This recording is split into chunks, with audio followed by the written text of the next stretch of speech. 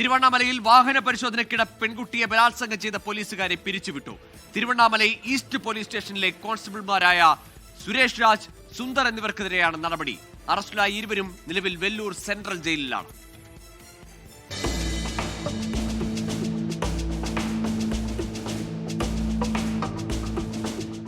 ഏന്തൽ check പോസ്റ്റിനോട് ചേർന്ന് ഡ്യൂട്ടിയിലുണ്ടായിരുന്ന Tiruvannamalai east police സ്റ്റേഷനിലെ കോൺസ്റ്റബിൾമാരായ സുരേഷ് രാജും സുന്ദറും ചേർന്നാണ് 19-കാരിയായ പെൺകുട്ടിയെ ബലാത്സംഗം ചെയ്തത്. പെൺകുട്ടിയുടെ സഹോദരി നൽകിയ പരാതിയിൽ ഇരുവരെയും മണിക്കൂറുകൾക്കുള്ളിൽ തിരുവണ്ണാമല പോലീസ് അറസ്റ്റ് ചെയ്തിരുന്നു. ഉടൻ സസ്പെൻഷനും നൽകി. വെല്ലൂർ റേഞ്ച് DIG G ധർമ്മരാജിന്റെ നിർദ്ദേശപ്രകാരം തിരുവണ്ണാമല SP M സുധാകർ അപകടസ്ഥലം സന്ദർശിച്ചു. പ്രാഥമിക അന്വേഷണത്തിൽ ഇരുവരും കുറ്റക്കാരാണെന്ന് കണ്ടെത്തിയതിന് പിന്നാലെയാണ് പിരിച്ചുവിടൽ നടപടി. മജിസ്ട്രേറ്റിന് മുന്നിൽ ഹാജരാക്കിയ 2 പ്രതികളെയും റിമാൻഡ് ചെയ്തു. ഇരുവരും ഇപ്പോൾ വെല്ലൂർ സെൻട്രൽ ജയിലിലാണ്.